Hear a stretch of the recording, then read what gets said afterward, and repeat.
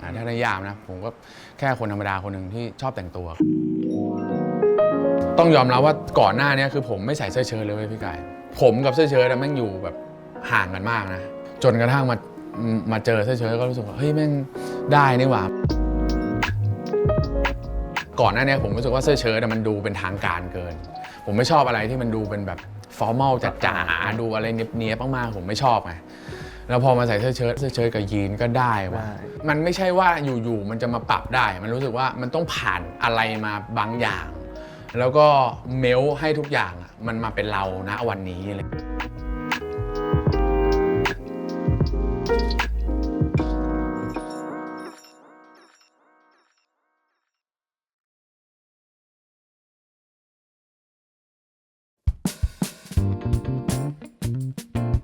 มาครับได้เลยครับโอเคชิวพี่กายโอเคครับผมสวัสดีครับผมกายนะครับผมจาก The Deckram อีกแล้วนะครับผมก็วันนี้ก็เป็นคลิปStyle Journey ที่เราจะชวนคนหลายคนที่น่าสนใจนะครับเข้ามาคุยกันวันนี้ผมก็ได้น้องคนนึงแหละที่รู้จักกันมานานแล้วเหมือนกันก็ตั้งแต่เปิดร้านตอนแรกๆเลยเจอกันตั้งแต่วันแรกนะครับผมก็คือภูผานะครับผมสวัสดีครับสวัสดีครับสวัสดีครับพี่กายสวัสดีครับผมก็ตื่นเต้นเหมือนกันนะได้มาคุยกันแต่ว่าก็ตัวผมเองผมรู้สึกดีที่ว่าพี่กายเรียนเชิญผมมาอะไรอย่างเงี้ยแต่จริงๆพอพี่กายบอกเนี่ยผมก็โอเคอยากมาถ้าจริงคืออยากมามากๆอะไรเงี้ยแล้วก็ชอบเป็นเกียรติมากครับเป็นเกียรติมากที่ได้มาเดี๋ยวเขาลำจริงๆแล้วเนี่ยจริงผมเนี่ยถามภูผาก็มาเกือบเดือนแล้วเหมือนกันนะโอ้นานเนี่ยชวนมาแล้วยับตั้งแต่แรกแล้วแหละถ้าพูดถึงเรื่องสไตล์เนี่ยมันมีใครหลายๆคนที่เราเชิญมาในคนที่มีสไตล์ชัดเจนแหละผมคิดว่าสำหรับภูผาเองเนี่ยเป็นคนที่ผมว่าเขามีสไตล์ชัดเจนคือเขาแต่งตัวเป็นซาร์เทเรียลแต่ผมว่าเขามีความเป็นมิกซ์ความเป็นบูติกด้วยก็คือว่า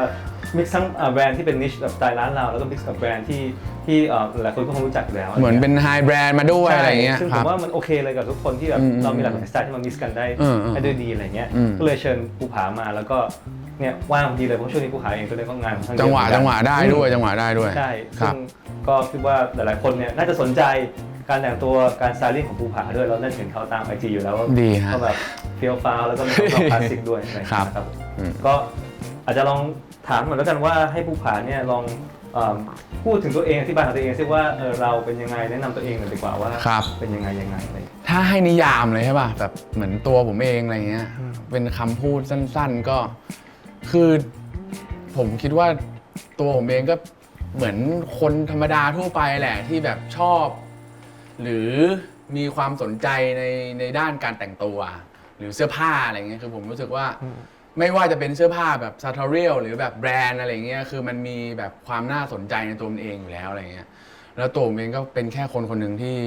ที่ชื่นชอบแฟชั่นหรือเสื้อผ้าในทุกๆแนวอะไรเงี้ยคือผมรู้สึกว่ามันก็มีเสน่ห์ในตัวมันเองนะผมก็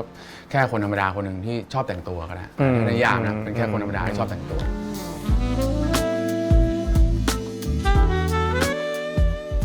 ทั้งนี้ลองเล่าถึงอดีตเหรอพาสก่อนดีกว่าว่าสไตล์เรามันเป็นยังไงบ้างมันเรียนรู้มันยังไงบ้างโอเคเริ่มเลยเริ่มแรกเลยนะผมเท่าที่ผมจำได้นะคือผมรู้สึกว่าผมจะแต่งสตรีทมาก่อนสตรีทจ๋าแบบกางเกงยีนเสื้อยืดตัวแบบใหญ่ๆหน่อยอะไรเงี้ยคือผมเด็กๆคือตอนนั้นผมจำได้ว่าผมมาเล่นสเก็ตบอร์ดมาตั้งแต่แบบโอ้โหมันประถมเลยประถมมัธยมแล้วตอนนั้นก็ไฮสคูลใช่ป่ะผมก็ไปเรียนซัมเมอร์ที่ต่างประเทศด้วยอะไรเงี้ยมันก็เหมือนกับได้รับอิทธิพลอะไรบางอย่างมาอะไรเงี้ยแบบเห็นในทีวีบ้างให้แม่งฟังเพลงสไตล์นี้บ้งอะไรเงี้ยเด็กสเก็ตบอร์ดแม่งต้องแต่งตัวยังไงว่าอะไรเงี้ยเริ่มเลยผมจำได้ว่าผมใส่ขาเดฟเลยเว้ยพี่ขาเดฟแบบสเก็ตพังไม่รู้พังพลาดป่ะนะแต่สเก็ตพังจริงแต่งตัวดำหมดเลยโทนดำผมจำได้ผมใส่โทนดำหมดเลยแล้วก็ระเบิดหูด้วยตอนนั้นเป็นแบบสเก็ตพังเลยเว้ยพี่แล้วก็ใส่แบรนด์สเก็ตทั้งตัวเลยคือผมรู้สึกว่าแม่งไปโรงเรียนนะไปซัมเมอร์ผมสะพายเป้อันนึงแล้วก็ติดสเก็ตบอร์ดเข้าไปที่เป้แต่ก่อนนั้นมันจะมีเป้ใบหนึ่งแล้วก็มีแบบตัวล็อกสเก็ตบอร์ดมาได้ผมก็ล็อกติดกับเป้เลยแล้วก็ใส่รองเท้าคู่ใหญ่หน่อยกางเกงขาเดฟใส่เสื้อหนาวฮูดดี้ตัวหนึ่งสีดำทุกอย่างแม่งจะรัดไปด้วยกันหมดเลยแล้วผมก็รู้สึกว่าเฮ้ยแม่งเท่ว่ะแม่งเท่มากตอนนั้นคือชอบมากนะแล้วก็เริ่มแต่งตัวไปหน่อยนะแต่งเล่นสเก็ตก็จะต้องแต่งสเก็ต ต้องแต่งตัวสไตล์นี้ไม่หลุดธีมเลยอะไรเงี้ยแล้วพอเริ่มมาเปลี่ยนไปตามเวลาอะไรเงี้ยเราก็รู้สึกว่าสตรีทมันเริ่มมาว่ะอะไรเงี้ยใส่ไนกี้ดังไนกี้อะไรพวกเนี้ยผมก็โยกมาใส่ไนกี้พอมาสตรีทปุ๊บเนี่ยเรารู้สึกว่าเราชอบกางเกงยีนผมก็ขยับมาที่รีวายแล้วแต่รีวายของผมเนี่ยมันจะมีความพิเศษที่ว่ารีวายของผมอะผมชอบรีวายวินเทจเพราะว่ารีวายวินเทจมันผ้ามันต่างกับรีวายที่เป็นรีวายที่เขารีโปรดักชันมาใหม่อะไรเงี้ยผมรู้สึกว่าด้วยเนื้อผ้ามันต่างกันอะไรเงี้ยทีนี้ผมก็จะมาอินกางเกงยีนอะอินมากจะเป็นคนที่ใส่กางเกงยีนตลอดถ้าใครดูผมจะเห็นว่าผมจะชอบใส่กางเกงยีนแต่ว่ากางเกงยีนของผมอะจะต้องเอวสูงคือผม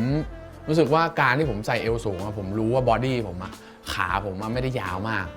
เวลาใส่เอวสูงขึ้นมาโดยประมาณนึงมันจะทำให้ขาเราดูยาวกว่าปกติกว่าการที่เราใส่เอวต่ำลงมาถูกปะจนชินจนรู้สึกว่าคนอื่นเขาถามว่าทำไมใส่เอวสูงจังเนี่ยผมก็ไม่รู้นะผมไม่รู้ตัวแต่ว่าผมรู้สึกว่าเนี่ยคือเอวปกติที่เราใส่ที่เราชอบอยู่แล้วด้วยมันเหมือนมันชินไปด้วยอะไรอย่างเงี้ยก็พอมาที่อินกางเกงยีนรีวายอันนี้ก็ยาวมาจนถึงณปัจจุบันนี้ก็ยังชอบมันอยู่แต่แค่เรื่องเวลาเรื่องวัยด้วยแล้วก็เรื่องการทำงานด้วยอะไรเงี้ยบางทีเราอาจจะใส่ไม่ได้ไม่บ่อยแต่เราเสพมันเยอะเราชอบดูชอบเห็นชอบให้คนอื่นเห็นคนอื่นใส่อะไรเงี้ยคือผมชอบแล้วก็จนสุดท้ายมันก็มาชนกับต้องยอมรับว่าก่อนหน้านี้คือผมไม่ใส่เสื้อเชิ้ตเลยพี่กายผมกับเสื้อเชิ้ตแม่งอยู่แบบห่างกันมากนะจนกระทั่งมาเจอเสื้อเชิ้ตก็รู้สึกว่าเฮ้ยแม่งได้นี่หว่าหมายถึงว่าคือสำหรับผมมาก่อนหน้านี้ผมรู้สึกว่าเสื้อเชิ้ตมันดูเป็นทางการเกินผมไม่ชอบอะไรที่มันดูเป็นแบบฟอร์มัลจ๋าๆดูอะไรเนี้ยบๆมากๆผมไม่ชอบไงแล้วพอมาใส่เสื้อเชิ้ตเสื้อเชิ้ตกับยีนก็ได้ว่ะหรือเสื้อเชิ้ตกับกางเกงที่มันไม่ใช่กางเกงสแลกก็ได้คือผมมันจะเชิ้ตแต่ก่อนนะผมรู้สึกว่าคนต้องรู้สึกว่าเชิ้ตต้องคู่กับสแลกถูกป่ะสแลกมันต้องเป็นแบบสแลกที่เป็นทางการจ๋าๆอะไรแบบดูเป็นคนทำงานมากๆอะไรเงี้ยแล้วผมแบบไม่ได้ว่ะดูเป็นคนทำงานออฟฟิศเกินอะไรเงี้ยผมไม่ชอบไงผมไม่ชอบสไตล์นะผมรู้สึกว่ามันไม่น่าจะเข้ากันแต่ผมรู้สึกว่าโอเคพอมันเริ่มเปิดใจดูเสื้อเชิ้ตแม่งก็ไปกางเกงยีนได้กางเกงสแลกในภาพของเรามันก็ไม่ใช่กางเกงสแลกที่แบบทำงานนะมันก็จะมีเป็นกางเกงสแลกที่แบบเป็นแคชชัวได้มีด้วยเนื้อผ้ามันทำให้ดูไม่เป็นทางการขนาดนั้นก็ได้อะไรเงี้ยมันไม่ใช่ว่าอยู่ๆมันจะมาปรับได้มันรู้สึกว่ามันต้องผ่านอะไรมาบางอย่างแล้วก็เมลให้ทุกอย่างมันมาเป็นเราณวันนี้อะไรเงี้ยแต่ละการ transition หรือการเปลี่ยนสไตล์ของเราเนี่ยมันมีจุดอะไรบ้างที่เป็นอะไรบ้างดีกว่าที่ influence เราให้เกิด shift ขึ้นมาผมว่าหนึ่งเลยนะสำหรับผมคิดว่าน่าจะเป็นเรื่องวัยด้วยและช่วงอายุมันก็จะบอกว่าช่วงนั้นเราชอบอะไรเราเสพอะไรอยู่เราเห็นใครเป็นไอคอนผมว่ามันก็เป็นอย่างนั้นคือมันทำให้เราเปลี่ยนนะแล้วมันทำให้เราเปลี่ยนความคิดมาด้วยแล้วก็เลยมันทำพอเราเปลี่ยนความคิดปุ๊บเราเปลี่ยนสิ่งที่เราเสพปุ๊บเนี่ยมันก็เปลี่ยนสไตล์การแต่งตัวของไปด้วยใช่พาสมา present บ้างว่าปัจจุบันนี้ภูผาทำอะไรอยู่อะไรอย่างเงี้ยงานหลักๆเลยของผมก็คือถ่ายละครคือมันก็เป็นแบบสิ่งที่เราแบบทำมาเรื่อยๆอยู่แล้วอะไรเงี้ย แล้วก็พยายามที่จะไปหาอะไรที่เราสนใจทำอะไรเงี้ยตัวผมเอง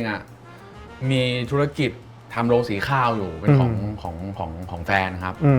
แล้วก็มีเพิ่งเปิดโรงงานเป็นเหมือนโรงงานเป็นการ์เมนต์แบบรับตัดเสื้อผ้าอะไรเงี้ยพี่กายนึกออกป่ะหมายถึงว่าแบบพ่อจ๋าเขาก็ทำเสื้อผ้าใช่ถูกต้องเขาก็เปิดโรงงานเพื่อที่จะมาซัพพอร์ตแบรนด์เขาด้วยอะไรเงี้ยก็เลยเปิดแล้วก็เข้าไปดูธุรกิจตรงนั้นอะไรเงี้ยครับนี่นะเพราะว่าจริงปัจจุบันนี้ก็คนชอบทำเสื้อผ้าเยอะเหมือนกันใช่ก็วัยรุ่นไงใช่ป่ะใช่แล้วส่วนมากบางทีเรามันไม่ถูกใจนี่คิดว่าเพื่อทำไปมาไม่ถูกใจคงเปิดเองดีกว่าตัดเองเลยแต่จริงๆแล้วผมก็คิดว่ามันก็ไม่ได้ง่ายนะพี่กายหมายถึงแบบคือทุกอย่างเวลามันสตาร์ทเริ่มมันไม่ได้ง่ายพี่กายก็น่าจะรู้อยู่แล้วถูกป่ะแต่ว่ามันก็อาศัยแบบแพชชั่นตัวเองเข้าไปทำด้วยอะไรเงี้ยคือเราก็ชอบด้วยแล้วก็แบบพอดูได้นะอันนี้งานเนียบไหมไม่เนียบไหมงานแบบตรงใจลูกค้าไหมลูกค้าอยากได้อะไรไหมอะไรเงี้ยแต่หลักๆตอนนี้มันเป็นลูกค้าที่เป็นผู้หญิงซะส่วนใหญ่คือผมก็จะเข้าไปไม่ถึงแก่นของบางทีเราไม่รู้ไงว่าผู้หญิงเขาชอบ สื้อผ้าแบบไหนว่าอะไรเงี้ยเราก็พยายามไปเสพนะ เออ คือทุกวันนี้ผมอะกับการว่าผมมองเสื้อผ้ามองทั้งผู้ชายแล้วก็ผู้หญิงนะหรือยูนิเซ็กซ์อะไรเงี้ยไปเลยผมไม่ได้ติดเรื่องอะไรพวกนี้แล้วก็ดูไปเนี่ยเรื่อยๆเรียนรู้ไปเรื่อยผมว่าก็น่าสนุกดีอะไรเงี้ยครับ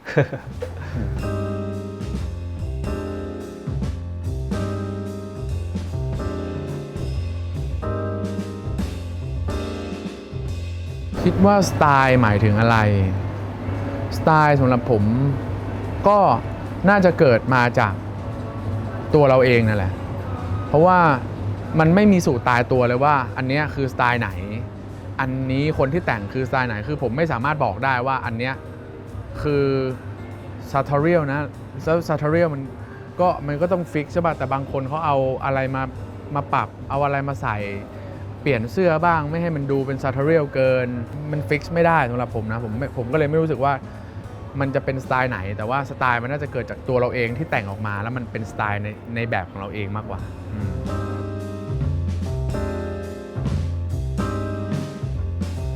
ก็กลับมาเรื่องของ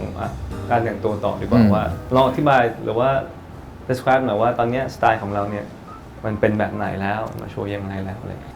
สไตล์ผมก็จริงๆอย่างที่เห็นเลยนะคือผมเป็นคนที่ไม่ค่อยเนี๊ยบมากแล้วก็อยากที่จะคือบางทีเราตื่นมาเรารู้สึกว่าเฮ้ยแม่งเราอยากแบบวันนี้เราอยากใส่เสื้อเชิ้ตจังเลยเราอยากแบบแต่งตัวเนี๊ยบๆจังเลยอะไรเงี้ยเราก็จะไปหยิบเชิ้ตมาแล้วก็ถ้าเรารู้สึกว่าสถานที่เราจะไปมันไม่ได้ทางการขนาดนั้นเราอาจจะไม่ใส่สูทก็ได้หรือเราอาจจะมีเบรเซอร์ทับสักตัวนึงก็ได้อะไรเงี้ยแล้วก็ปลดกระดุมคอมาหน่อยนึงให้มันดูหลวมๆหน่อยอะไรเงี้ยเป็นวันสบายๆชิวๆก็ได้อะไรเงี้ยคือสไตล์ผมอะถ้าให้นิยามเลยอะมันไม่ได้ตายตัวในทุกๆวันบางคนเขาจะต้องคีปคาแรคเตอร์เพื่อให้ตัวเองแบบใส่สูทตลอดเวลาก็ได้อะไรเงี้ยแต่ของผมมันไม่รู้อะผมมันรู้สึกว่า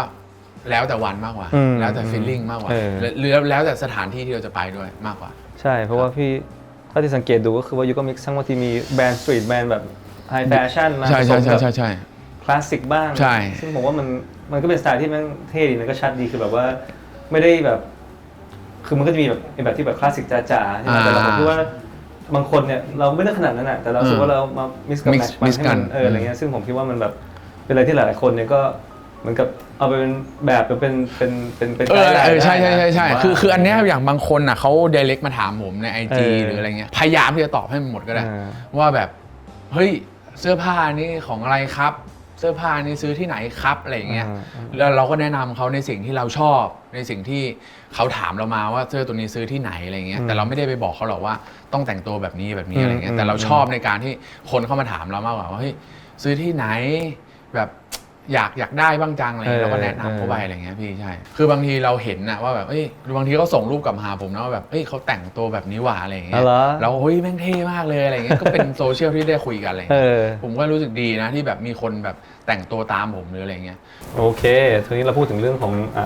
เนี่ยแหละสไตล์แล้วที่พูดถึงเรื่องของฮอบบี้ดีกว่าว่าตอนนี้แบบชอบอะไรอย่างเงี้ยถ้าไม่เอาเรื่องงานเข้ามาคุยเลยนะเอาแบบความชอบล้วนๆเลยนะหรือไอเดียล้วนเลยผมก็จะมีกีฬา ออกกำลังกายไปร้านกาแฟบ้างแบบชิลๆอะไรเงี้ยแต่ผมเป็นคนชอบสังสรรค์นะชอบปาร์ตี้แต่คำนี้มันฟังดูแล้วมันดูแบบไม่ค่อยเป็นคนขี้เหล้าอะไรเงี้ยคือไม่ได้เป็นแบบนั้นนะแต่ว่าชอบมูดหรือชอบไวบ์ที่แบบมันสนุกอ่ะฮ็อบบี้ของผมอาจจะเป็นการนั่งคุยกันแล้วก็นั่งสังสรรค์กันก็ได้นะผมมองอย่างนั้นนะช่วงนี้คือความสุขของผมมันอาจจะไปอยู่ตรงนั้นเพราะว่าบางทีเราทำงานมาเครียดทุกอย่างมันเครียดไปหมดอ่ะบางทีอ่ะเราก็อยากที่จะมานั่งแบบคุยกับคนที่เราคุยได้บางทีคุยกับคนนู้นคนนี้แล้วเราได้อะไรจากเขามาคือผมมองงั้นมากกว่าคือมันไม่ใช่การดื่มอย่างเดียวมันเป็นการแลกเปลี่ยนอะไรบางอย่างที่มันมีประโยชน์ด้วยผมมองนะแล้วก็ไวบ์ก็ดีความสุขแล้วก็มีเฮฮาคำๆแล้วก็ว่าไปถูกป่ะพี่เนี่ยฮ็อบบี้ของผมอาจจะเป็นประมาณนี้ตอนนี้ผมอินในนี่มากเลยเว้ยพี่ค็อกเทลคือผมทำเองแล้วเนี่ยไม่คือไม่ได้ทำเองแบบเป็นบาร์เทนเดอร์ขนาดนั้นนะแต่ว่าชอบแบบ แต่ก่อนอ่ะคือค็อกเทลไม่ดื่ม ม็อกเทลไม่เอาอยากได้เมาอ๋อเน้นเน้นเมา เน้นเมาเลยเน้นเมามากเน้นยังไงก็ต้องเมายังไงก็ต้องเมาเหล้าอะไรไม่สนใจยังไงกูกินเพื่อให้เมาแต่ณเวลานี้มันเปลี่ยนมันเปลี่ยนตรงที่ว่าพอเรามีครอบครัวแล้วอะไรเงี้ยมันกลายเป็นว่าอีกวันหนึ่งอ่ะห้ามรูนเดย์ไปคือห้ามทำลายอีกวันหนึ่งไปไม่งั้นกูโดนเมียด่าพี่พอยคือว่าถ้าอีกวันเจ๊งโดนเมียด่าชัวร์ก็เลยแบบหาอะไรที่แบบเราอาจจะเริ่มกินเร็วหน่อย4 โมงแล้วก็เริ่มดื่มละ4 ทุ่มว่าเมาหลับแล้วหรือแบบ4 ทุ่มก็เข้านอนได้แล้วแยกย้ายได้อะไร5 ทุ่มอะไรเงี้ยก็กลายเป็นอย่างนั้นมากกว่าก็เลยมามองค็อกเทลแล้วแม่งเป็นตัวที่แบบกินง่ายตั้งแต่4-5 โมงมันชื่ออะไรนะนิโกรนี่นิโกรนี่ทำเองได้อย่างที่บอกว่าคัมบารี่ผสมจินเจนอะไรว่ามันก็บิดต้มเก๋ๆหน่อยโคตรเท่ยังเท่ด้วยถูกป่ะออกกำลังกายคือผมอาจจะเป็นแบบดิสซิปลินหมายถึงว่าคือผมต้องออกกำลังกายคือผมรู้สึกว่าถ้าตัวเองใส่เสื้อผ้าแล้วไม่เท่ใส่เสื้อผ้าแล้วดูเพลทหรือดูอะไรอย่างเงี้ยผมชอบอะไรที่มันค่อนข้างสกินนี่หรือฟิตนิดนึงคือจะไม่ชอบอะไรที่ลูสเกินไปอะไรอย่างเงี้ยผมก็จะต้องคีปหุ่นคีปบอดี้ให้มันดีหน่อยแล้วก็ผมทำงานถ่ายละครอะไรเงี้ยก็ต้องแบบปล่อยตัวไม่ได้นิดนึงว่ะพี่เป็นผู้ชายแบบเอาจริงแบบผู้ชายที่มีความเป็นผู้หญิงเยอะกว่าปกติค่อนข้างแบบสำอางละเอียดแต่ก็ไม่ได้สำอางขนาดนะผมก็ลุยได้นะเอาจริงผมก็ลุยได้แต่ว่าค่อนข้างที่จะแบบอยากให้ทุกอย่างมันแบบอินเชฟอะแล้วก็แต่งตัวก็เสื้อผ้ามันต้องเป๊ะนิดนึงอะประมาณนั้นครับพี่ว่ามีอีกคำถามหนึ่งพอดีนึกออกว่าเราตามกันอยู่ใน IG ครับจะเห็นว่าแบบเห็นน้องจ๋าคุณจ๋าเนี่ยก็โผล่เข้ามาอยู่ประจำในฟีดของคุณนี่อยากจะให้เล่าถึงหน่อยว่าแสดงว่าน้องจ๋าเนี่ยเขาคงต้องแบบคือสำหรับผมกับจ๋าคือตัวจะค่อนข้างติดกันตลอดถ้าไม่ได้ถ่ายละครถ้าเขาไม่ได้ไปทำงานอะไรเงี้ยส่วนใหญ่ก็อยู่ด้วยกันผมว่าเขาอ่ะคือผู้หญิงที่ทำให้ผมเปลี่ยนเลยนะแต่เปลี่ยนในที่นี้คือเปลี่ยนไปในทางที่ดีขึ้นคือผมมั่นใจเลยสำหรับผมผมกล้าพูดว่าถ้าไม่ได้เขาหรือถ้าไม่มีเขาอ่ะผมก็อาจจะไม่ได้เป็นคนที่ดีขึ้นแบบทุกวันนี้ก็ได้ผมกล้าพูดไม่รู้นะมันอาจจะมีคนพูดคำหนึ่งว่าแบบภรรยาที่ดีเป็นโกลเป็นจุดผลักดันที่ทำให้เราสักเซสผมเชื่อคำนั้นนะใช่ผมว่าทุกคนนะมันรวมมาจากสิ่งที่ตัวเองผ่านมาจากประสบการณ์ทุกอย่างที่ผ่านมานึกออกปะเขาก็หล่อหลอมมาให้เขาเป็นคนแบบนี้นะวันนี้เราก็หล่อหลอมมาให้เราเป็นคนแบบนี้ทุกวันนี้แล้วพอมาเจอกันมันอาจจะเป็นส่วนผสมที่ลงตัวทำให้เราอะเมลรวมกันแล้วทำให้เรามีโกร่วมกันแล้วมันดันทำให้เราอะไปในทางที่ดีทั้งคู่แล้วเราก็โตขึ้นด้วยพี่กายนึกออกป่ะคือผมก็รู้สึกว่าผมเจอพี่กายแบบตอนนั้นผมยังเด็กอยู่ด้วยนะยังไม่ได้แต่งงานยังอะไรพอแต่งงานปุ๊บแม่งturning point ถูกป่ะแล้วก็ทำให้เรากลายเป็นแบบมองเรื่องครอบครัวมากขึ้นกว่าเดิมนะแต่อาจจะยังมากไม่พอเราอาจจะยังรู้สึกว่าเรายังวัยรุ่นอยู่เลยแต่ยังอยากแฮงเอาท์กับเพื่อนอยากอยู่กับเพื่อนชีวิตตรงนี้เราก็ยังมีได้แต่ว่าแค่ให้มันแบบบาลานซ์กันแบบนิดนึงเลย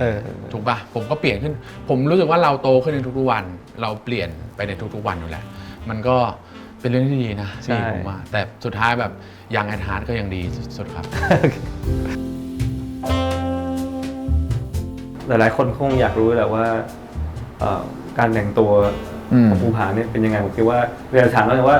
กฎหรือว่าสไตล์รูของภูผาเนี่ยคืออะไรบ้างสไตล์รูเลยเหรอโหไม่มีว่ะพี่ไม่มีผมแบบเน้นฟีลลิ่งนะเน้นฟีลลิ่งว่าอยากแต่งยังไงเบื้องต้นเลยนะคือเน้นฟีลลิ่งว่าอยากวันเนี้ยอยากสไตล์ไหนอยากแบบเนียบไหมอยากชิลเปล่าหรืออยากแบบกลางๆแล้วพอเรารู้แล้วเราก็จะไปดูอีกอันนึงคือเรื่องของสถานที่ที่เราไปซึ่งสถานที่เราไปเนี่ยมันก็จะลิงก์อีกว่ามันเหมาะไหมนะมันก็จะเข้าไปที่คำว่ากาลเทศะอีกว่าแต่ว่าเบื้องต้นแรกๆเลยเราจะเอาฟีลลิ่งเรามาเป็นหลักก่อนตื่นมาวันนี้แม่งกูอยากแต่งตัวแบบเหมือนเจมส์ดีนว่ะวันนี้อะไรเงี้ยก็แบบเฮ้ยกูหยิบเสื้อตัวนี้ดีไหมอะไรเงี้ย เสื้อของผมมันก็จะไม่ได้เรียงเนี้ยบมากนะแต่ว่ามันจะอยู่เป็นโซนว่าสูทอยู่ฝั่งนี้นะเชิ้ตอยู่ฝั่งนี้นะโปโลอยู่ตรงนี้นะกางเกงอยู่ตรงนี้นะ ถ้าเป็นลูกฟูกอยู่มันก็จะเรียงมาเราก็จะหยิบได้เราก็จะรู้ว่าส่วนหลักๆของผมจะเป็นแบบถ้าสมมุติว่าวันนี้ผมอยากใส่เสื้อเชิ้ตตัวนี้มากเลยผมจะหยิบเสื้อตัวนี้มาก่อนแล้วเราค่อยหากางเกงมาแมทกันหาอะไรมาแมทกัน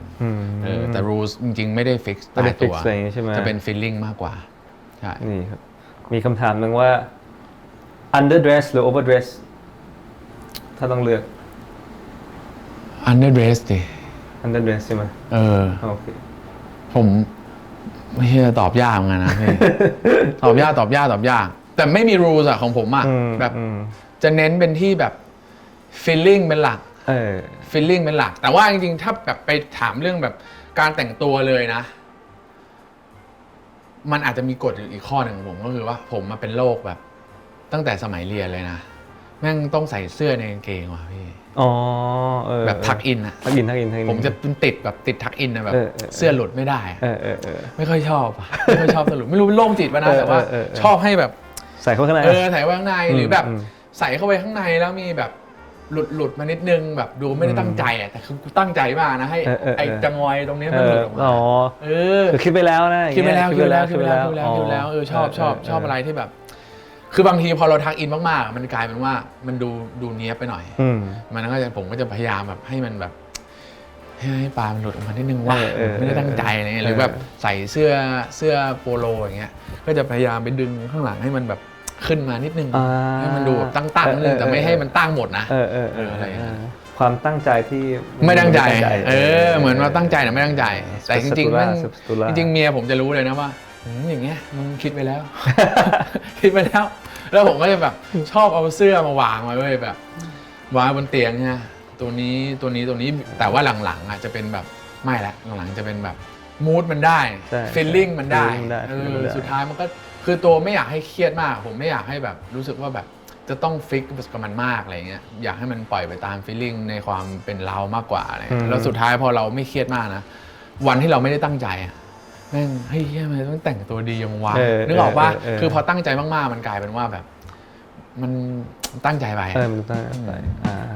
ครับ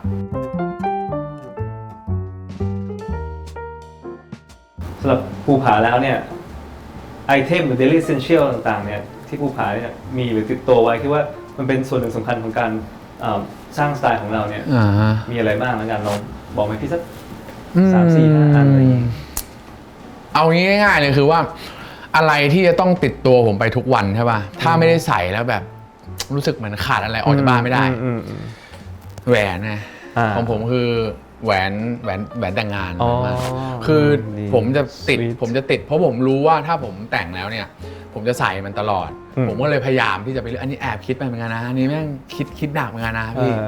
คือตอนแรกเนี่ยมันก็จะเป็นแหวนใช่ป่ะต้องแหวนเป็นแหวนคู่กันคือผมจำได้เลยก่อนแต่งงานผมอยู่ที่ฝรั่งเศสอยู่กับจ๋านั่นแหละแล้วก็เข้าไปที่ร้านคาเทีย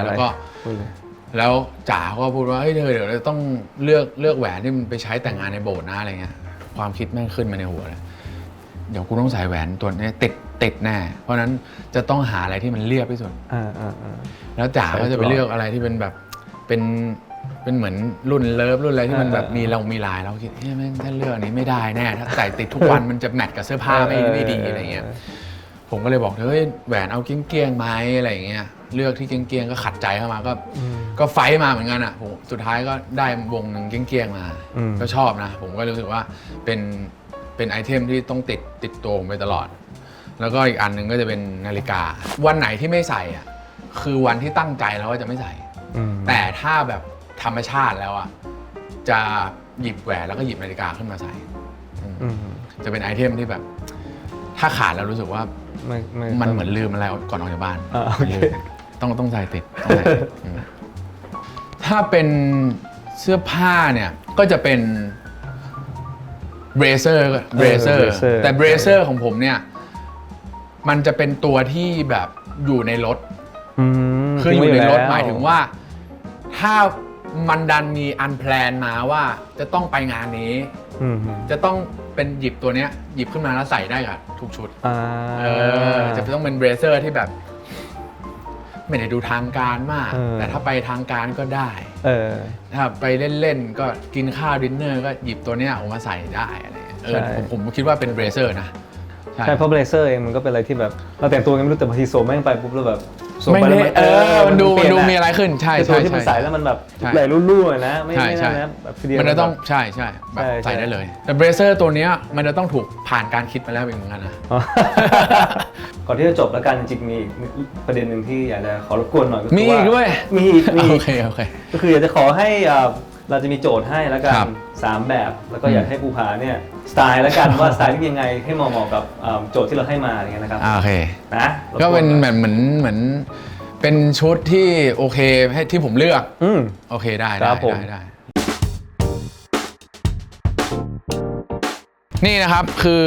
ลุคที่ผมเลือกมาสำหรับวันสบายๆชิลๆของผมก็คือ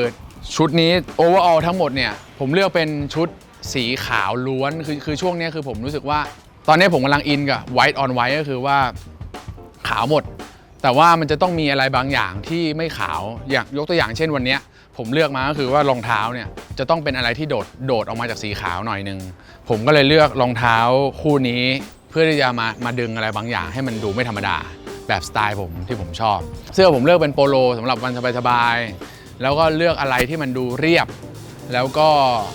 ดูไปได้กับทุกสถานที่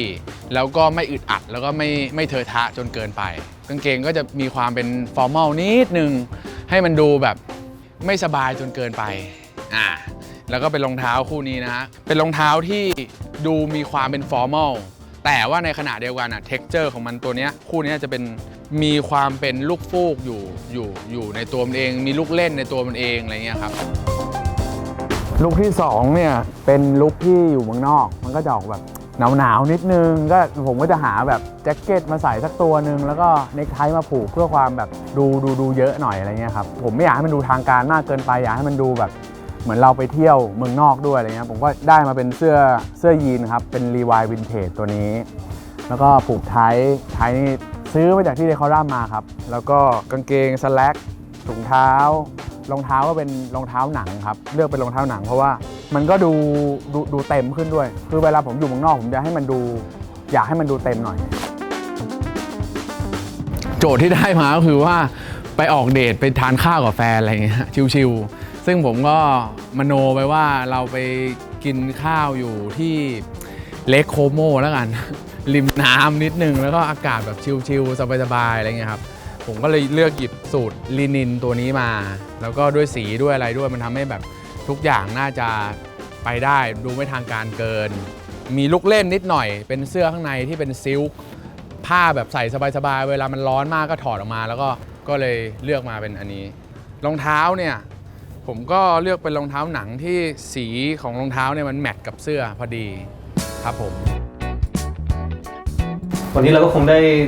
ได้ฟังสไตล์ของภูผาแล้วก็การพัฒนาการและการเจอร์นี่ของภูผาแล้วกันว่าตั้งแต่สมัยยุคที่เราเริ่มต้นเป็นแบบสายสตรีทไปเลยบวกกับสเก็ตนะครับจนกระทั่งมูฟมาเป็นเรื่องของยีนเวิร์กแวร์ที่เราเคยเห็นใช่จนกระทั่งทีนี้เนี่ยก็คิดว่าเดี๋ยวไงก็ก่อนที่เราปิดแล้วกันก็คือให้ภูผาเนี่ยพูดหรือว่าให้ทิปกับแชร์อะไรกับทางคนดูเราซึ่งผมคิดว่าเป็นคนที่ชอบสไตล์เสื้อผ้าการแต่งตัวอยู่แล้วแหละเนี่ยสำหรับผมนะคือผมคิดว่าเป็นตัวเองให้มากที่สุดดีกว่าแล้วก็สนุกไปกับมันอย่าไปเครียดมากอะไรอย่างเงี้ยแล้วก็ enjoy กับแฟชั่นหรือกับอะไรที่มันใหม่ๆเข้ามาอย่าปิดกั้นอะไรมากเกินอะไรเงี้ยผมคิดว่ามันน่าจะแบบทำให้ทุกคนแบบสนุกแล้วก็แบบมีความสุขกับการใช้ชีวิตแล้วก็การแต่งตัวทำให้การแต่งตัวมันเป็นพาร์ทหนึ่งของการใช้ชีวิตไปดีกว่าเราจะได้สนุกแล้วก็แฮปปี้กับมันได้ครับผมแล้ววันนี้ก็ขอบคุณภูผามากขอบคุณครับพี่กาเจียเวลามาโอ้โหไม่ได้เจียเวลาชิลมากชอบมากแล้วก็ได้เรียนรู้ความคิดของท่านด้วยแหละว่าแบบเป็นยังไงบ้างอะไรบ้างอะไรเงี้ยได้ครับขอบคุณครับพี่กาสวัสดีครับ